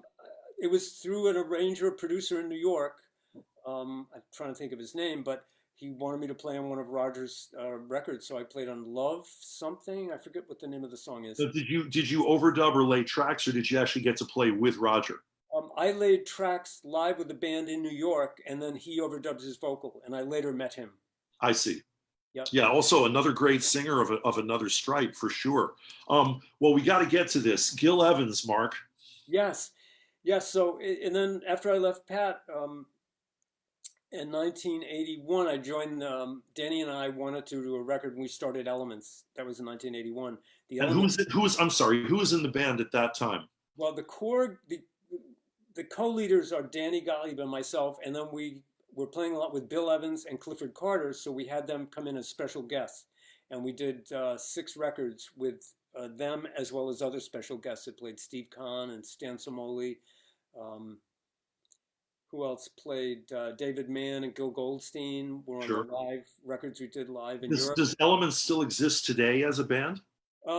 Danny and I still exist as a duo. Well, then you're like Steely Dan. In other words, Steely Dan is an incredible band now, but all they really need is Becker and Fagan, and it's Steely Dan. Right. If you and Danny are in the room, it can be Elements, correct? Exactly. Yeah. We are still together. Matter of fact, we just are about to release a duo record that's not going to be called Elements, but it's going to be called Mark Egan and Danny Gottlieb Electric Blue, and that's coming out in September. And here's some of your newer records that you were nice enough to send us. So here's one with Arjun Brueggemann, and then here is that record's called Dreaming Spirits, everybody. And then there is Mark Egan, Truth Be Told. And this is with, well, I guess it's not Elements, it's close. It's with Bill Evans, Mitch Foreman, and Vinnie Colaiuta. And I bet that's an incredible record. That's a great, if I do say so myself, it's a great record for me. It's a real peak of a record to play with Vinnie and everybody. And by the way, I want to let everybody know, because people, I run into people and they say, man, what have you been doing for the last 20 years? I don't see anything. Well, I have my own record label. It's called Wave Tone Records. And if you ever want to see any of my records, it's at my website, which is called markegan.com. Or as Miles Evans would say, Mark Egan. Yeah. markegan.com, and all of these records are there. And I have 25 releases on there. So, oh my God. Well, let me say, knowing just the little bit of your catalog that I know, to people out there, and Mark, I'm sure you can understand why I'm going to say this. Mark Egan is not just the bassist from the Pat Metheny group. He has done so much with his own bands and with Danny and with Elements, and these are great records and great compositions. I really enjoyed Sailing, the first tune on About Now. Oh, thank you. And you're welcome. And so I, at this point, you've got 25 years of Mark Egan being a very serious solo artist, on top of all these other gigs that he's done. Yes, and right? Yeah, exactly. I've been doing a lot since then, and this new duo record is just drums and bass. Oh yeah, Danny, it's very exposed, and we do some improvisations as well as some compositions that I've written and we co-wrote. And yes. It's a great. It's something we wanted to document the legacy of Danny and I and myself of our playing together as a rhythm section. And it's, I think it's not just for drummers and bass players. I think anybody could listen to the music. It's and during these crazy times that we're in, it's also very soothing music in a way. So I think I think music is such a strong medium to help the vibe of people, and it has a very calming factor. And we're in a lot of crisis and pain right now, so it's a particularly important time for that. Exactly, and it's ironic that we can't go out and tour to bring the music out, but we Right. can go, through what we're doing here as well as records. Well, So speaking we'll of be back. touring, I mean, there's a video. Okay, Gil Evans is a huge can of worms, so important to you and to me, and I only got to play with him live once with Gil, but I've been in the Gil Evans Orchestra for 25 years, and you've been there that much longer. Are the only drummers you played with in Gil's band Kenwood Denard and Danny? Let's see. Or maybe Adam, Adam Nussbaum was there at the beginning, big when he time. had red hair.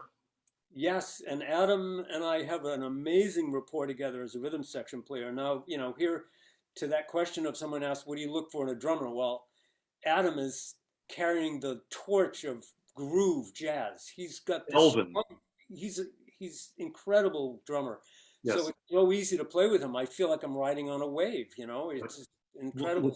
So two questions about Gil.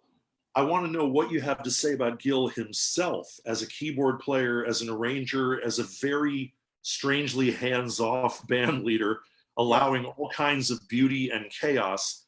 And then also about the concert that our friends out there on the internet might see on YouTube, which is Jaco Pastorius featured with the Gil Evans Band in Japan.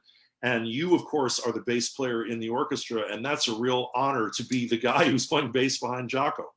Yes. Well, to start, as far as with Gil and my experience and my experience with him as a person, yes, it was such an honor to be able to be in the presence of Gil Evans, because you have to remember that my whole evolution, I was just such a big fan of Miles Davis, and Miles and Gil are so associated because Gil was Miles's mentor.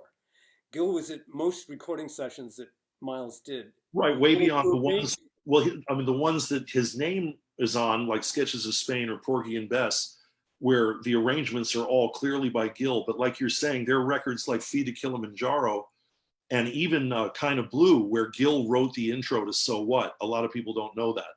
But Right. You're saying that Gil was around with Miles through decades of recordings. That's correct. And if you listen to some of these outtakes on these compilation records that they're releasing, you can hear Gil in the background say, talking to Miles, and he was at all the sessions, and Miles wanted him there. So, getting back to, Gil for me was like being with Miles. It was Really? like, it was that heavy. It was so incredible. And Gil's a very soft-spoken person, but very intense, and he often didn't give a lot of direction. He hired the players in the band to bring their color as part of the orchestration of the band. So every player was handpicked by Gil. Like Duke Ellington, it wasn't just a trumpet player, a bass player. It was Dave Bergeron or Shunzo Ono or Mark Egan. Exactly, and especially, Rob, for the period of which when you played with the band, yes, a lot of the charts were very open at the time. There were, some were just lead sheet heads that were with some harmonizations, but it wasn't.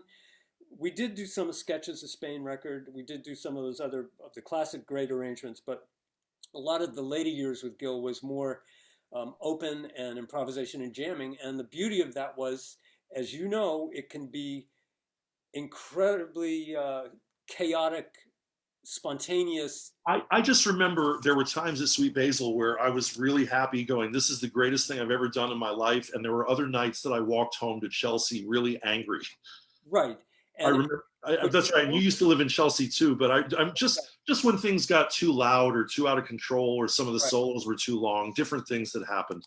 Yes. And my point is, with Gil, because he gave us the freedom to do that and the voluntary discipline to remember, Gil's here, played for Gil too, that when you have that and you're able to experiment, you're going to fall on your face and it's going to be bad. And you're going to go home saying, oh, this is awful, loudest thing. But then you're going to have brilliant moments that you never would have gotten if it was through composed or so restricted and so, which I don't like, that type of music that's where you can't play, it's being a puppet, puppet. You know what just occurred to me, and I never thought about it with Gil all these years. I mean, the experience of playing in that band where you, as you know, even when you and I play in it now, 80 to 90% of the cats in it were in the band with Gil.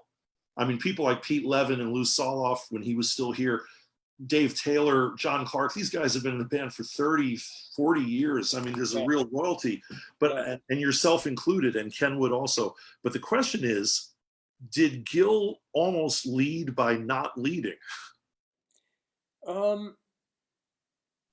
I think he did, the way that he would start something off, as you know, he would start a little vamp and you would know that, okay, that's the beginning of... That's going to be Snowflake Bop, or it's going to be Little Wing, or... Exactly. And, yes, we knew that it demanded a certain level of proficiency, and that we wanted to do good. But like I said, with so many soloists, any tune might have 5 or 6 soloists. So for a rhythm section point of view, it's tremendously demanding because you've got to use dynamics and bring things down at the end of a solo and change it up. I hate when it goes from one solo to the next and it's the same groove and it's the same thing and it's but then again, look at a song like Little Wing. If you listen to the original Gil Evans Music of Jimi Hendrix record, which I think is a good record, but it's not as great as that music was in that band later when it was really absorbed.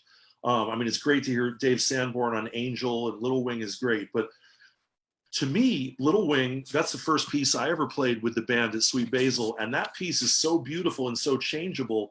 You could play that piece for the rest of your life and you could change it every night. That's a piece that works that way for Gil's band, right? Exactly. And, we had, with Danny and with Adam, we had all kinds of little things where we would change the grooves up in between solos and sometimes like the Miles scene where we just stop. If it got to a point where we couldn't do anymore, I stopped playing. Well, they're also, I have to say, some of the bass lines and guitar and bass licks that I heard in the Gil Evans band were really clever, but kind of flown in foreign little items that didn't actually belong in the tune.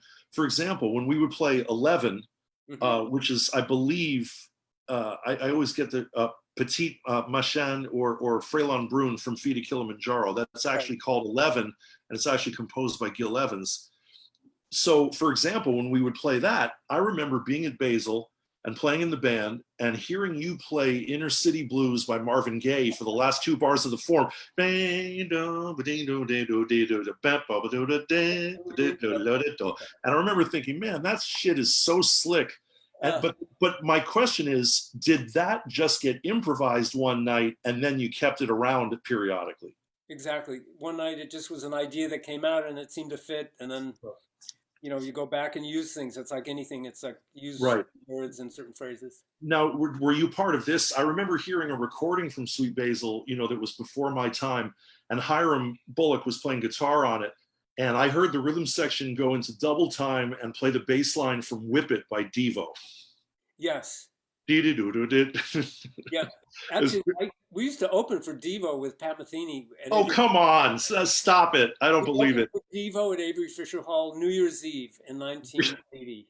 That's a gig I would have loved to see. And so I'm assuming that the Pat Metheny group was not wearing red flower pots on their heads for that. No. But, getting back to Gil, it was just, again, playing with that band was the culmination of everything I had tried to aspire to. I wanted to play with Miles. I wanted to play with all these great New York musicians in a band. And playing with Gil was actually, everything led to Gil for me. It all led to Gil. And Gil gave us the freedom and trusted us, and we trusted Gil, and Gil is a very, very, very heavy person. And I can't speak enough about him, about how brilliant he was, not only obviously in the arrangements that he did. He influenced so many modern jazz composers. You can't help but sound like Gil if you want to get... Well, let me ask you a question. I mean, just my first night in the band, the first thing I thought was, Jesus Christ, this is not like any other big band I've ever played in or heard, because the first thing that happened was the cats in the band don't play the ink. They kind of play it in an interpreted way that's developed over years. Yes. So if you have a chart for Little Wing or Meaning of the Blues or Dania or Teen Town, what you're finding is you play the ink and then you're wrong. Exactly. And, there's in other words, the band, kind of like a thing with 12 heads, has developed a way of playing the melodies on Little Wing. Or you Yes. know, a way of doing things that isn't really on the page. Yes. And I think that that was probably just due to Gil getting 12 of the best musicians in New York and letting them sculpt it themselves. Exactly. And you know, another thing about playing at this club, Sweet Basil in New York, we played Yes, every which Monday night. unfortunately is gone. And it was a block south of the Village Vanguard, but it meant a lot to the jazz scene in New York, a great deal. Yes, and the great thing about that was people, a lot of famous musicians used to come there. Other people, rock people, Mick Jagger, Oh, uh, yeah. uh, Sting came. Sting used to sit in with us, and that's how we got to record with Sting. I toured with Sting with Gil Evans. Now, this is 1987, including the Perugia and Umbria Yeah, festivals in we Italy. did a live record from Perugia, live record, and then we did a studio record at Avatar, which is a great studio in New York that used to be called the Power Station. Just And about so, the last great studio in New York at this yeah, point. so, you know, we Well, got to can we address record. that for a second? So, you know, Gil Evans, to me, when I see some of the guest soloists he had, even just on YouTube, and I mean people who are not in the band, the concerts with Sting, bringing Jocko in, a concert with Rossan Rowan Kirk in front of the band. You know, to me, Gil had the broadest taste of anybody who ever wrote or played or arranged jazz. You know, he liked Jelly Roll Morton and he liked Jimi Hendrix. I mean, that's not real common. Yes. Um, but I feel like he basically had a very personal, incredible band of individuals like you and Kenwood and John Clark and Alex Foster and everybody. And then you take some iconic person like Jocko or Sting and put them in front of the band. And it's almost like for some reason, this is the perfect band to back those folks Yes. or to interact with them. It would maybe would be a better term. Yeah, it was a tremendous improvising ensemble that developed and evolved through Gil's kernel of writing. You know, his Right. writing and the expression that everyone brought to it. And it was great with Sting, and it was great with Jocko. I was, you know, it was two bassists in that band. We toured in. If you go, I think on YouTube, there's a video of it playing in It's Tokyo, Live Under the Sky in Japan. live under the sky. Which just to clarify for the listeners, Jaco Pastorius in front of the Gil Evans band with Mark Egan playing bass also, and that's from Japan, and you can find that the first song on it is what we called Soul Intro leading into the Chicken. We played the chicken, and Jocko and I doubled the chicken line. Oh my God, no, that's an incredible thing because of course Jaco, among all the other amazing attributes we talked about, had the greatest groove in the world. So how much fun is it to groove with Jaco? Oh, it was like riding on, riding on the a wing of a jet. Sure. It was great. He was such a very giving person, Jocko, and such a kind person, and such an Sure. incredible musician. Well, you know what occurred to me, Mark, when I was kind of like putting together stuff for today. I think we're going to wrap it up pretty soon, but it's amazing to me that three of the most important people in your musical life were already in your life in Miami in 1971. Jaco Pastorius, Pat Metheny, and Danny Gottlieb. So it's not like you had to come to New York to meet these people. It's almost like your fate was preordained because it was going to be with those three people. That's a good point. Yes, it very much so, and I see that happens a lot with a lot of the people in the way that we all evolve and meet different things. Meet different people, and for me, that was um, the circle just kept spreading out. From that core, and so it was a nice thing. Right. Well, Mark, anything that you want to say about creating music during the time of the pandemic and trying not to get too depressed and staying creative? Now, you're sitting there in your beautiful home studio in Connecticut, but not all of us have that. Yeah. But what would be your advice or your philosophy about getting through this awful time that, frankly, is for most people is simply zero gigs? We can't work. It's a terrible time, and we're all going through this. Yeah. Everybody's going through it, and especially with our musician friends, it's terrible. There's no place to play, and music is something that you share, and in a live situation you react, and it's back and forth and give and take, and as well as with the audience. So Sure. um, it's been a time of reflection a lot for me. Luckily, as you mentioned, I have a studio, and people do send me tracks, and they send me audio, and I can put it into a program, and I can record my bass track. So I've actually done a couple records during this quarantine, so to speak. Um, Yes. but it's been a very, very strange time that we've no one's ever experienced this in our lifetime. Well, they have, but in 1918. Right, right, not our And back life. then, they couldn't send their tracks in. They had to show up with a bass. Exactly, but I so miss playing with my bros, my buds, and Sure. my heart goes out to all the people that are having to keep it going without gigging. You know, it's really tough. Right. And none of us know how it's going to end, although my guess is maybe near the end of the hopefully near the end of the year, there'll be some live gigs again. I've already heard about uh, in Kansas City a tiny bit, in Providence. Their summer gigs outdoor on the patio. That's starting to happen a little bit. Right. But I have a friend who plays on Broadway, and I talked to him yesterday, No, and and I said, well, hey man, I heard Broadway's closed till Labor Day. He goes, dude, there's going to be no Broadway till next year. that's right. And that may be not just him opining or being depressed. That may be what he heard on the grapevine. That's a fact. And that's what I've heard too. And it's not official, but I have a lot of friends as well that are on Broadway. And so, yeah, it is. It's terrible. You know, really, I think all bets are off until there's a vaccine. And I'm extremely cautious because my wife is very susceptible. You know, she's a cancer survivor. Okay. So we're isolated. I'm completely isolated. You're in the pad unless it's groceries. Well, we have groceries delivered. I No don't. kidding. Yeah, luckily we can do that here. Yes. And just minimal, outside things. So I'm going to keep that going until there's a vaccine. This is me personally. I understand. Well, would you say that basically during this time, depression and worry aside, and none of us knowing what's going to happen, that at least recording and composing are still possible for all of us? Absolutely. And I got to tell you, this has been one of the most creative times for me because when this whole thing started, I made it like I was going back to college. Mm-hmm. I made a curriculum for myself. So did you actually take a look at it and say, this is insane. I'm not going to let this get me down. I'm going to make plans. Yeah, I did a spreadsheet of practice, of a daily thing, of amount of what I want, things I've always wanted to work on that I always get distracted and I do a little and then I leave it. I do a little and I leave it. And so keyboard, I'm not a great piano player, but I want to be able to play more chords because the more you can play piano, the better of a composer, the better musician you'll be, period. It's the whole orchestra is right there.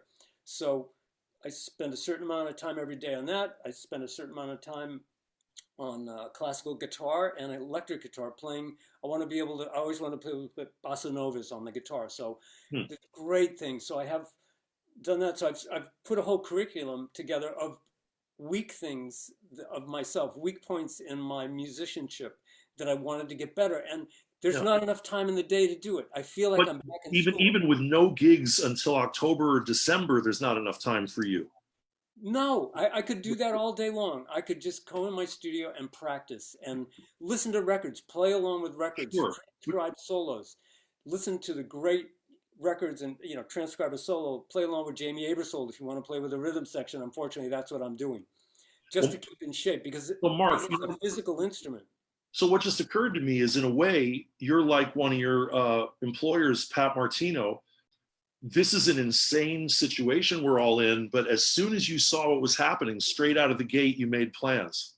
I made plans because I thought that this could be a very creative period because I didn't want to get depressed about the whole situation, just let alone the death and the. Well, it's let's just say that it's overwhelming, and it would be easy to get depressed. And I find it inspiring that you found a way to take another path, even when it was a shock and it was new for all of us, and we nobody knew how bad it was going to be. Yes, and which doesn't mean that I'm not worried about the situation in the world as far as the health situation and every situation. No, but as far as being locked down, you decided, well, if I can't play gigs, I'm going to do productive things at home.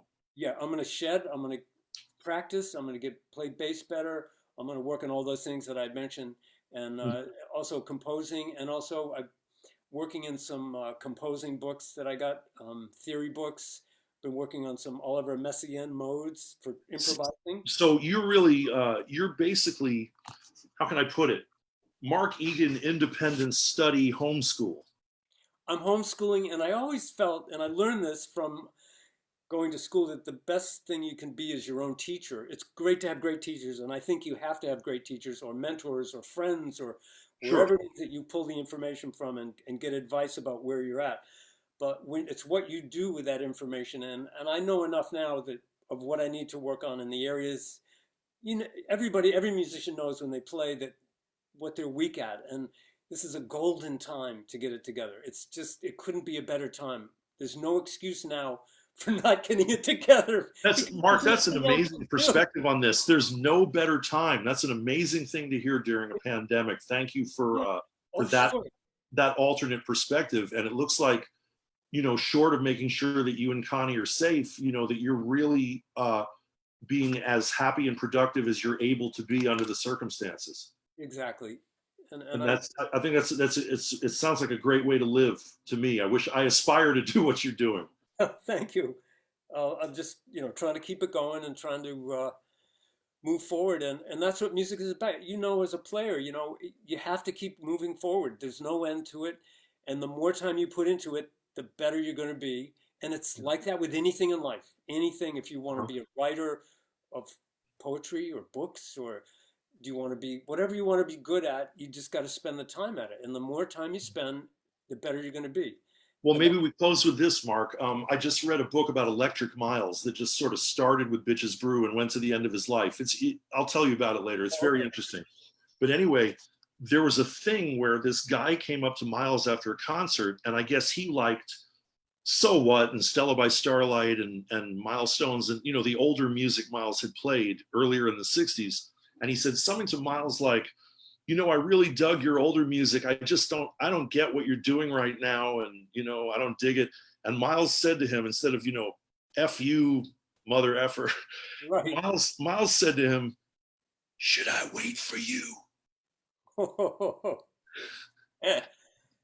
So, I guess, you're doing what you're espousing. You're walking the walk. You are, in whatever ways you can think to do in your home studio, you are moving forward with life and with music.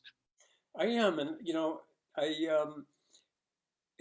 it's made me want to do a solo record, another record with just basses. It's a perfect time because I'm alone. Right. Well, I've got one last question for you, and I want to thank our producer, our long-suffering producer here, Herschel McWilliams at Live Jazz KC. Please, if you donate tonight, it'll go to me and Mark, and if you donate at another time, it'll help keep the website happening with all these hip interviews and live performances and remote things, whatever we can do. Actually, on June 14th, Sunday, Flag Day, my guest on this show will be the great acoustic bassist Glenn Moore, 40 years with the band Oregon. Nice. And a guy that I've played duo with for 20 years, whom I really enjoy, and that'll be another perspective. My last question to you, Mark, I hadn't written this down. Glenn Moore for me. Please say hello. You know that I will. Well, I guess my question to you, because we never addressed it, is before we sign off for the night, can you speak to acoustic and electric bass and the people that you enjoy the most outside of whom we've talked about? And, for anyone out there who wants to hear some great bass players, who do you love? Who would you recommend? Oh, well, on acoustic bass, I went back through the whole lineage, and I was, for a period of time, I was fixed on Paul Chambers, who played with Miles Davis.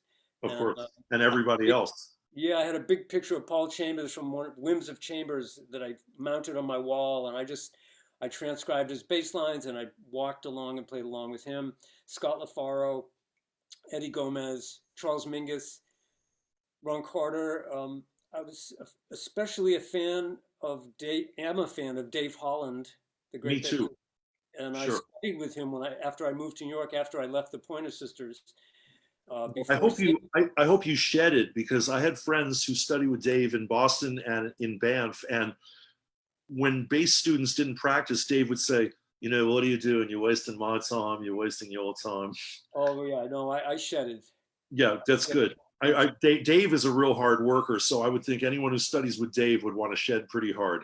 Exactly, and so that was a great experience. And then I just loved the music that he's played, all the Miles records Dave Holland's played on. That period is especially for me, is a favorite period for me. Name a few. What are aside from Bitches Brew? Which records are you referring to?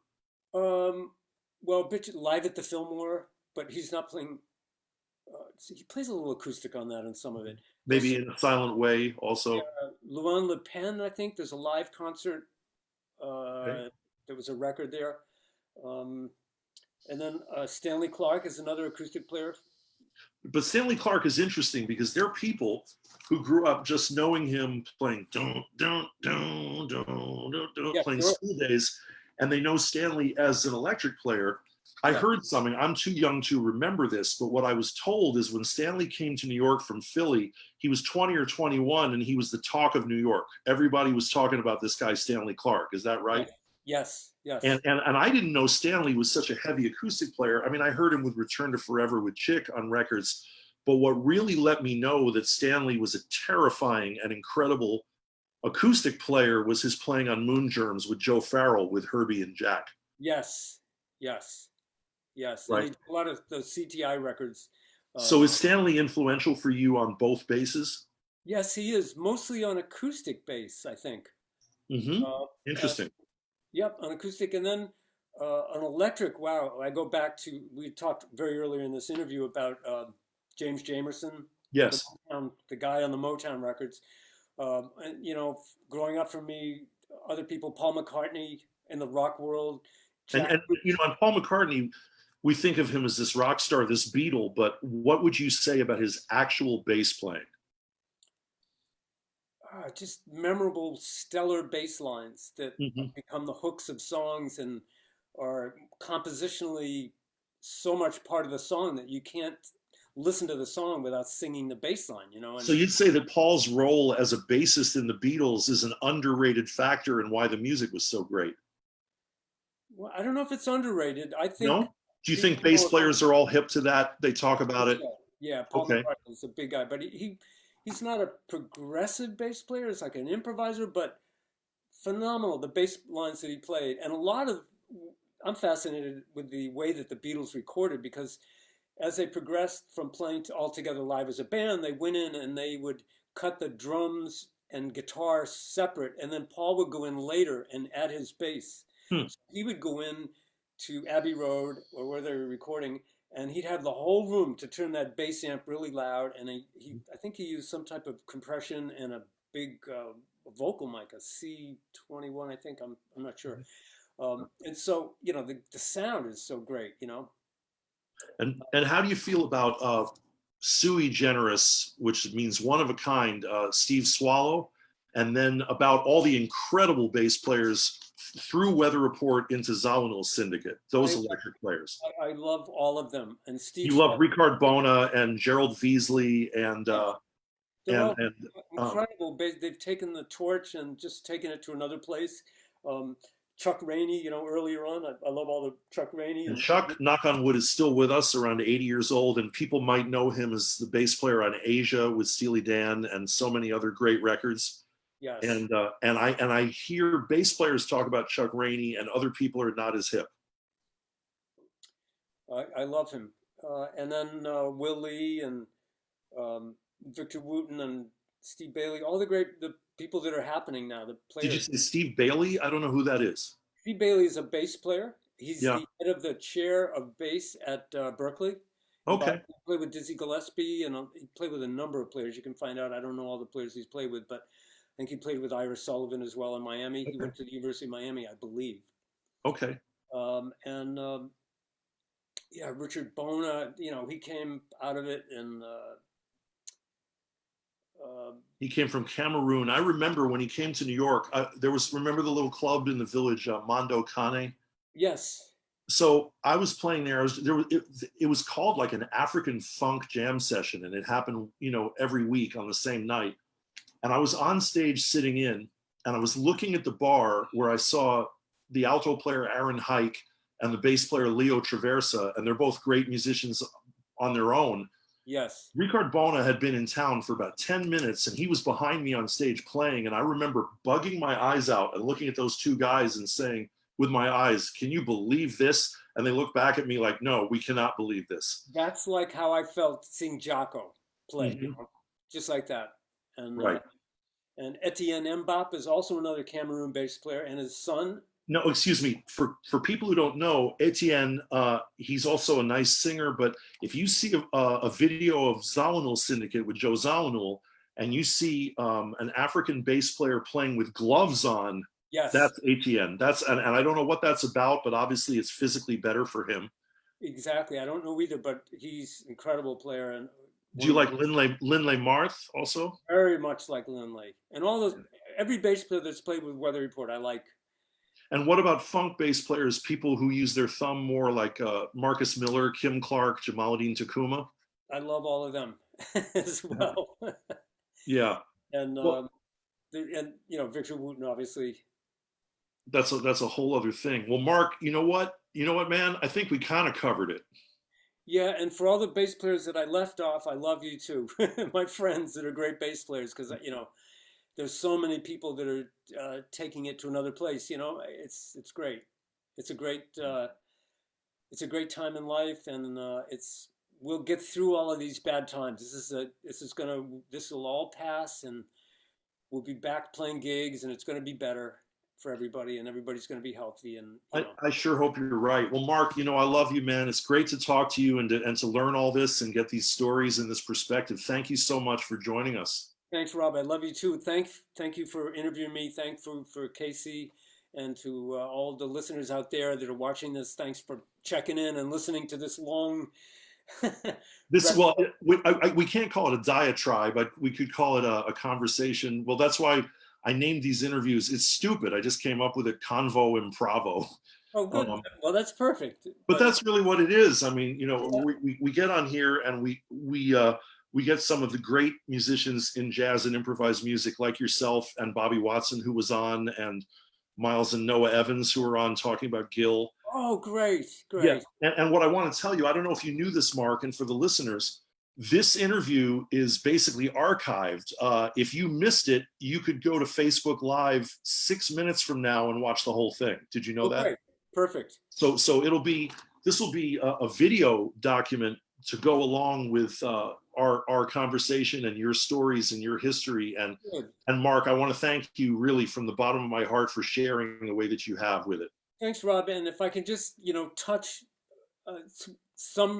one person from my experiences, that makes me happy. Well, you touched me, so I can guarantee you touched at least one. But because I'll always forget, listening to people on the radio or things, or people talk about certain things that really made a big change or made me perk up and listen to something. So that's the whole reason for this. I usually don't like to just talk about myself. It's not the type of person I am. Well, you know what? Bass players don't tend to be those kinds of people. Yeah, I'm a listener. I'm a lover, not a fighter. Not a fighter. Well, yeah. There you have it, everybody. Mark Egan, electric bassist, philosopher, composer, co-leader of Elements with his other wife, Danny Gottlieb, and tastemaker and colleague of Jaco and Pat Metheny and Gil Evans and all these great people, and Sting. And you're a legend, Mark. It's great to have you on here, and I hope some people really enjoyed hearing you tell your tales. Thank you, Rob. You got it, Mark. I give you a Ringo. Thank you. What was that, Nixon? No, that's Ringo. We always do this. Oh, okay. Well, come to think of it, Ringo probably did it about 9 years before Nixon did it. Easily. Because Nixon was so horrible. I mean, he's not as horrible as the current guy, but he probably stole the two V's from Ringo then. Exactly, yeah. See, that's the important history right there. All right, we're going to sign off. Good night, everybody. Live Jazz KC, Rob Scheps with Mark Egan, our producer, Herschel McWilliams. Thank you so much. Glenn Moore on Sunday, June 14th, Flag Day. Great, thank you. Bye-bye. Okay, thanks too. Bye, Mark. Bye.